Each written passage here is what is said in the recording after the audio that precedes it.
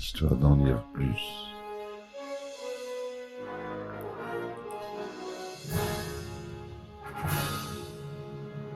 Eh ben attendez, on est en France. Allez, cul sec.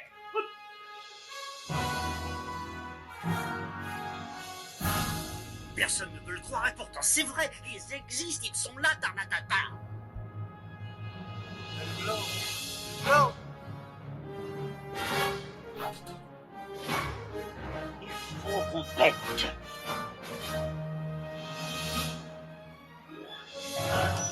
Voyons, circuit branché, correcteur temporel temporisé.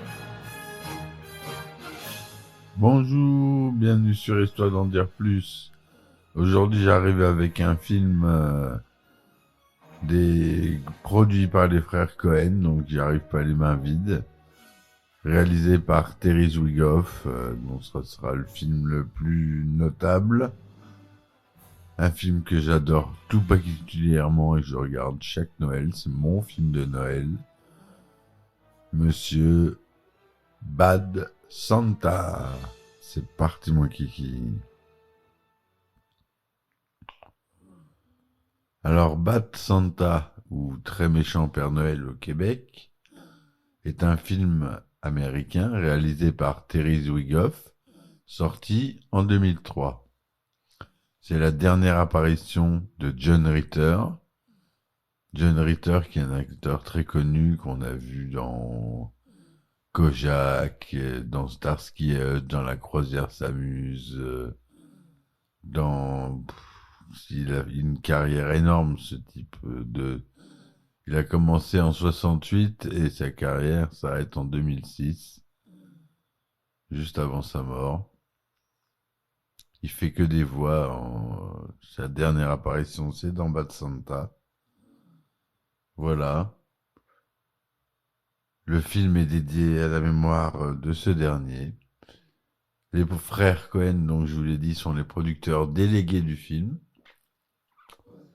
Le film est sorti aux États-Unis le 26 novembre 2003 et en France le 17 novembre 2004.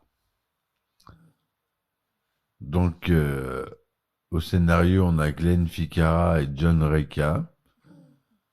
Aux acteurs principaux, on a Billy Bob Thornton qui joue un Père Noël fabuleux, alcoolique, complètement fou.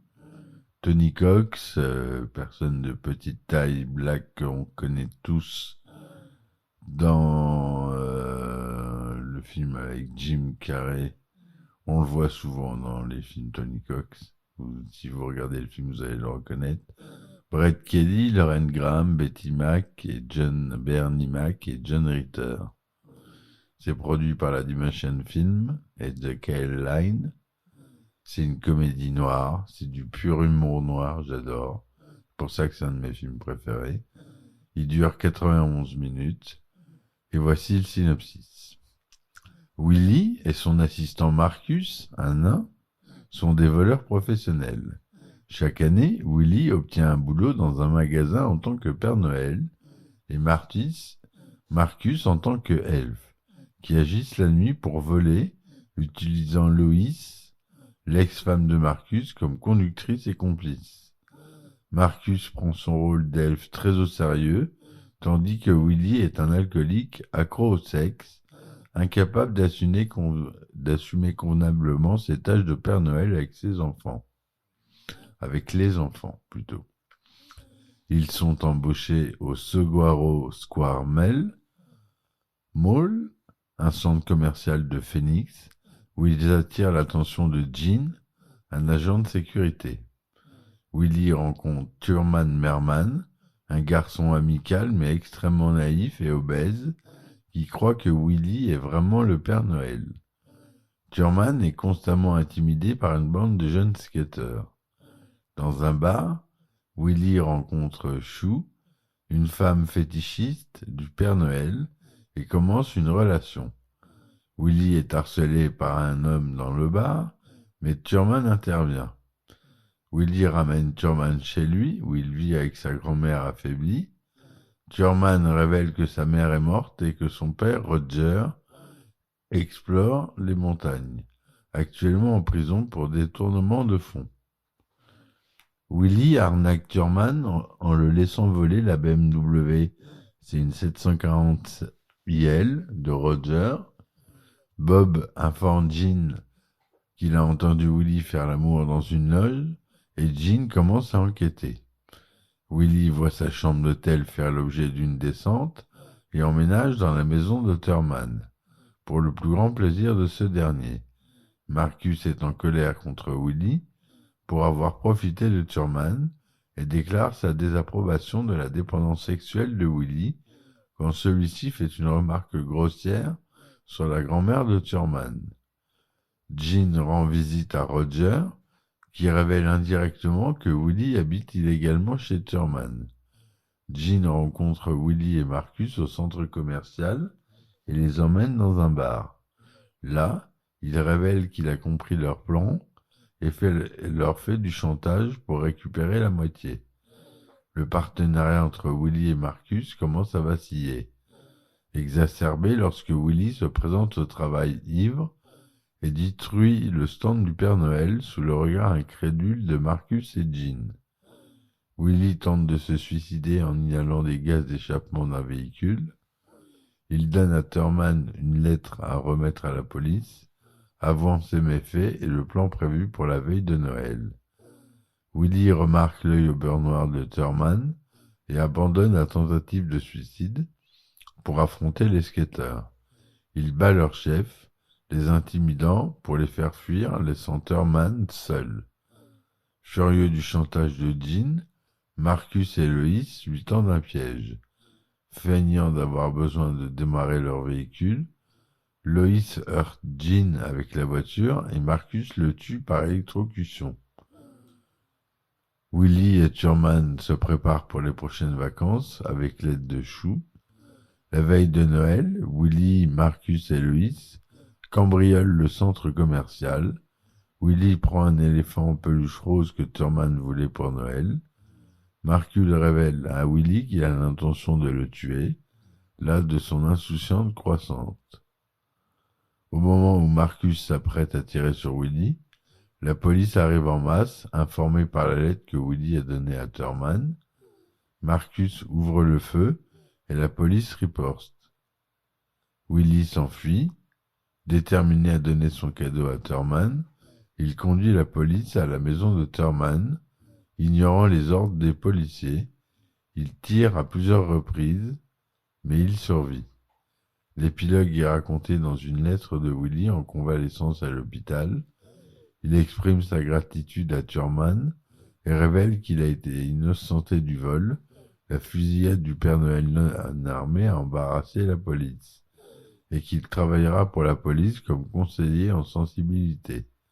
Sue se voit accorder la tutelle sur Thurman et sa maison jusqu'à la libération de son père. Marcus et Loïs sont en prison. Willy espère que Roger les évitera.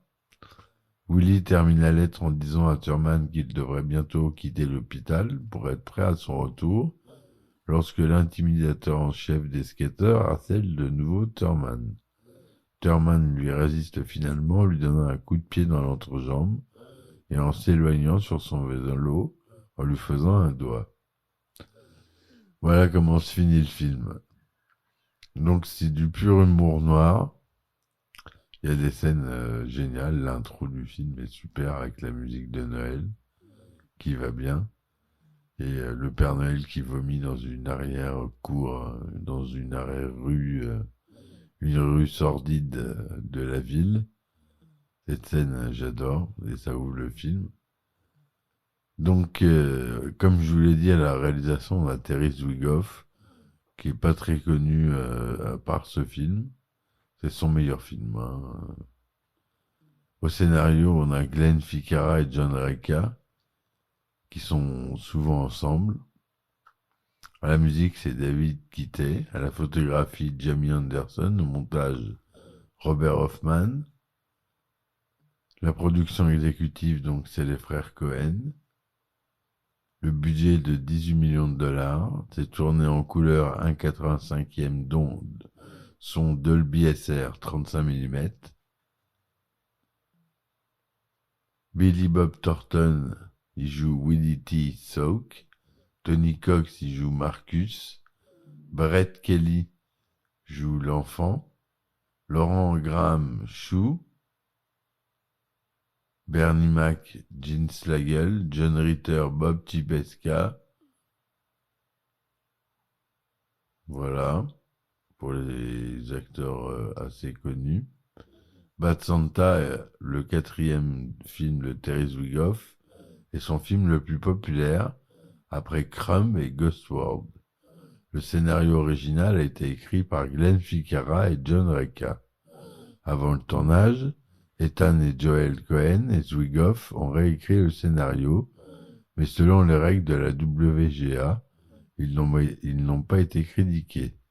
Jack Nicholson et Bill Murray étaient tous deux intéressés pour jouer le rôle de Willy, mais filmaient déjà Tout peut arriver et Lost in Translation respectivement. Dans un interview en 2012, Zwigoff a révélé la difficulté de la production du film, expliquant comment lui et les scénaristes ont essayé de trouver le ton du scénario et de révéler les différences créatives entre lui, les frères Cohen, et Bob et Harvey Weinstein, les célèbres producteurs. Les frères Cohen n'étaient pas d'accord avec le casting de Tony Cox dans le rôle de Marcus, et les Weinstein ont filmé des séquences supplémentaires avec un autre réalisateur sans l'accord de Zwigoff afin de rendre le film plus mainstream. Un éditorial du Washington Times compare le film à un jumeau maléfique de Miracle sur la 34e rue et reproche à The Walt Disney Company d'avoir permis qu'une figure aussi aimée que le Père Noël soit démolie par Miramax, filiale de Disney.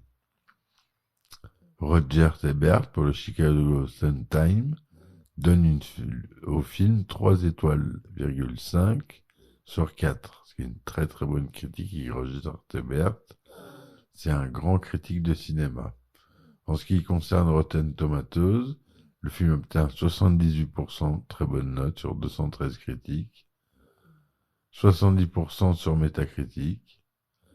Le film a rapporté une bonne somme puisque il a rapporté plus de 60 millions de dollars dans le pays et 76 au mondial. Donc c'est tout à fait correct, pour un budget, on l'avait dit, d'environ 15 millions. Le Bad Santa a été présenté hors compétition au Festival de Cannes 2004. La chanson J'en ai rêvé, issue de La Belle au bois dormant, produit par Walt Disney, est entendue pendant le film. Le mot fuck est prononcé environ 159 fois et le mot shit est prononcé environ 73 fois dans le film, ce qui fait un total d'environ 300 injures. Les acteurs ne portent pas de gants pour la scène du premier vol. Willy laisse des canettes de bière avec des empreintes digitales et de l'ADN sans jamais se faire prendre.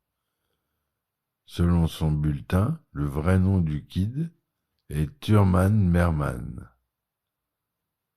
On le sait qu'avec le bulletin, puisqu'il l'appelle le môme, tout le long du film. Le titre du film en République tchèque est traduit par Santa is a pervert. Santa est le Père Noël est un pervers. Il y a une suite qui est tout aussi bonne, officiellement lancée Bad Santa 2, officiellement lancée en fin 2015, pour une sortie cinéma prévue à l'été 2016. Cette suite, cette fois-ci, est réalisée par Mark Waters et comprenant le casting original, sort aux États-Unis le 23 novembre 2016, puis le 24 novembre 2017 en France, sur la plateforme Netflix. Et je vous conseille aussi de voir le 2. Si vous n'avez pas vu ces films, c'est monumental à voir et à revoir à Noël ou à n'importe quel moment de l'année. Mais il faut vraiment voir ce film. Je vous le conseille très fortement, mes amis. Voilà, c'est tout ce que j'avais à dire. Je vous laisse avec ce film. À vous de faire votre propre avis. Merci de m'avoir écouté jusque-là. Je vous dis à très bientôt. Laissez des commentaires et des likes. Ça me fait avancer, ça vous coûte rien. Et si vous voulez des épisodes inédits et des goodies comme des t-shirts designés par moi-même, parce qu'au départ je suis designer, donc c'était mon premier métier. Donc si vous voulez des trucs sympas, vous allez sur le site, vous tapez Radio Bourges avec un S à la fin en un mot dans Google, c'est le premier lien. Vous avez accès aux podcasts, mes autres podcasts, la radio et la boutique où vous pouvez trouver des mugs, des sweatshirts sympas, des t-shirts. Voilà, à vous de voir, ou sinon vous pouvez aussi vous inscrire sur Patreon avec un abonnement à 2 € par mois avec des épisodes inédits où je raconte des anecdotes de tournage, notamment sur Star Wars et Retour vers le futur où j'en ai une palanquée après avoir fait moult recherches. Voilà, je vous dis merci, à très vite et à bientôt. Ciao. Histoire d'en dire plus.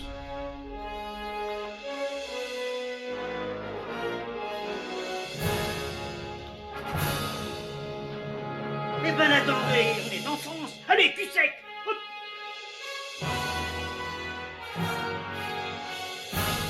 Personne ne peut le croire et pourtant c'est vrai, ils existent, ils sont là, Tarnatata.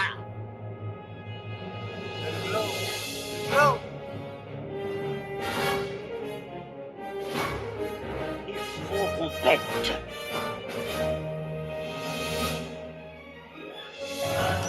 Voyons, circuit branché, correcteur temporel temporisé,